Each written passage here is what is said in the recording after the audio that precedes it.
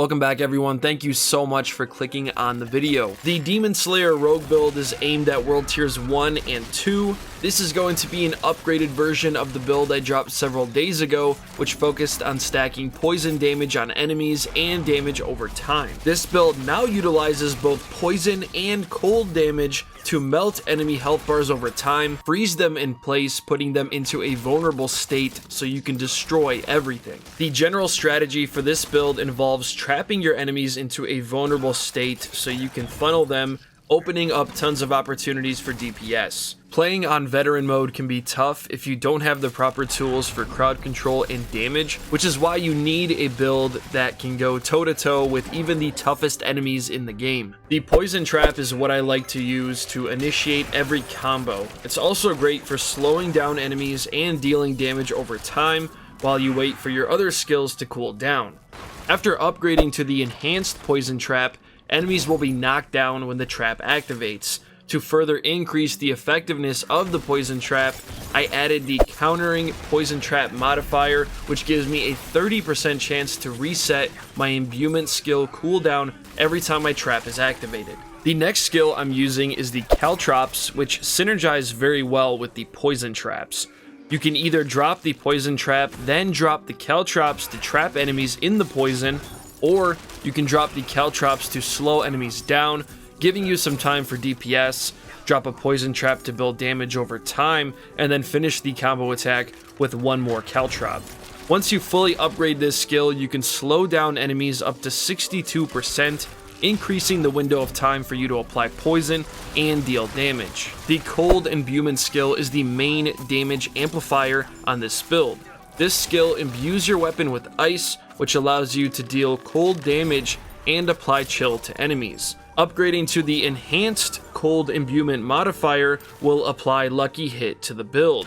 Cold imbued skills have up to a 30% chance to make enemies vulnerable for 3 seconds. Now for those of you that don't know, vulnerable enemies will always take 20% increased damage. To increase the damage even further, I fully upgraded the Frigid Finesse passive skill, which increases my damage by 20% to chilled enemies and 30% to frozen enemies. Barrage is the main DPS skill on this build. In my previous video, I was using Rapid Fire, which is great for fast DPS, but fell short when I was fighting crowds. The Barrage works well with this build because the AoE is wider. Your arrows can also ricochet off of enemies for easier crowd control. The one downside to the Barrage skill is the range, so I advise getting closer to individual targets if you want to land your shots. For a wider attack that hits multiple enemies, it's obviously good to fall back and get some range. I also unlocked the improved Barrage modifier, where every third cast of Barrage makes enemies vulnerable for 2 seconds. Combine that with the cold imbued attacks, which have a 30% chance to make enemies vulnerable, your damage capabilities will always be there. For the basic skill, I am using Invigorating Strike. This attack increases energy regeneration by 20% for 3 seconds. Energy is used to cast all of your most powerful spells, so the quicker you build energy, the more effective you will be. To make the most out of those low energy situations, I added the fundamental Invigorating Strike modifier. With this active, hitting an enemy with Invigorating Strike while you are below 50% energy will make them vulnerable for 3 seconds.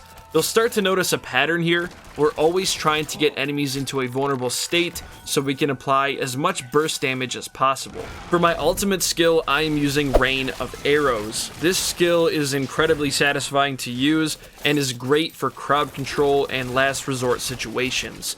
As long as you take advantage of the poison traps and the Caltrops, your ultimate skill will be more effective.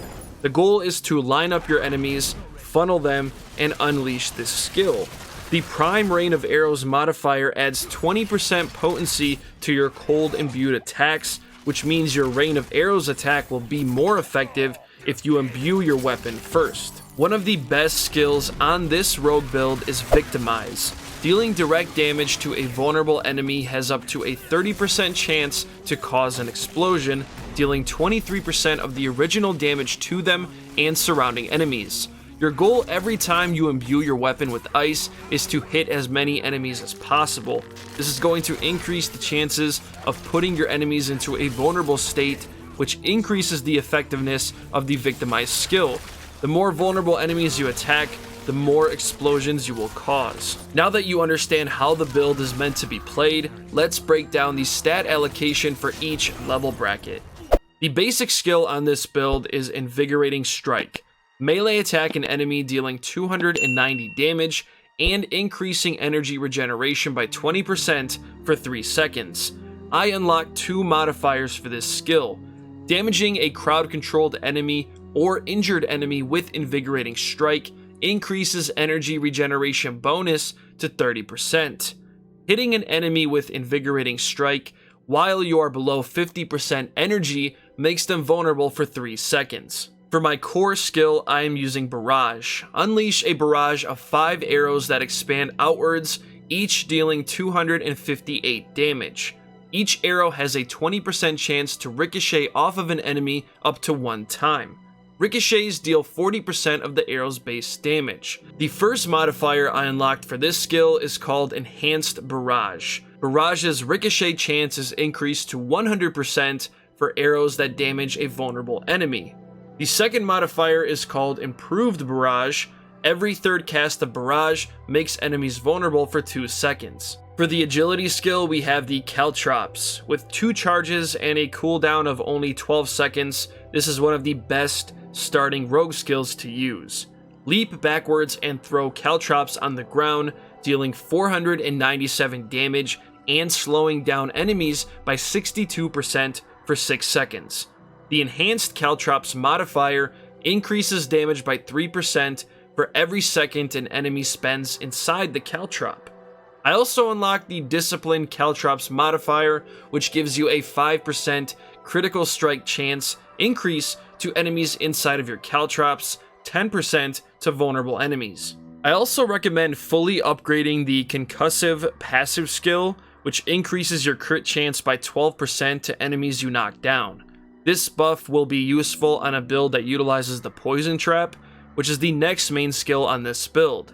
The Enhanced Poison Trap modifier will unlock the ability for your Poison Traps to knock down enemies, increasing your critical chance by 12% for each enemy affected. The Countering Poison Trap modifier is great for this build because it applies a 30% chance for your Poison Traps to reset the cooldown on your Imbuement skill. For the Imbuement skill, I'm using ColdBwoyy. Imbue your weapons with frigid energies. Your next 2 imbuable skills deal cold damage and chill enemies for 35% per hit.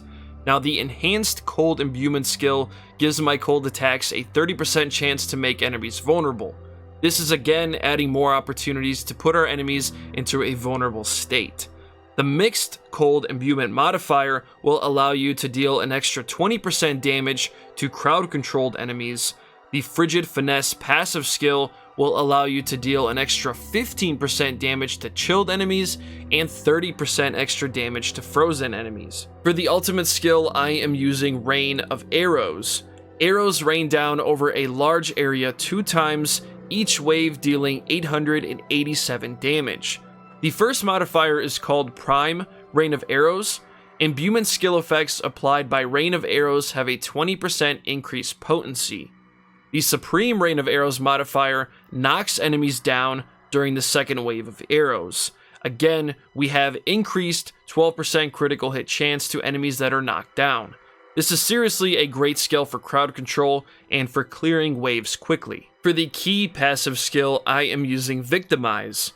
Dealing direct damage to a vulnerable enemy has up to a 30% chance to cause an explosion, dealing 23% of the original damage to them and surrounding enemies.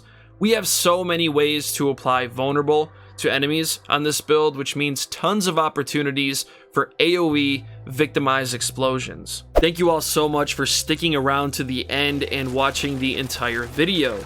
I'm excited to bring more Diablo 4 content to the channel. I'm looking forward to exploring the best possible builds for every class in the game. I'm also excited to become a part of the Diablo community. I want everyone to feel involved.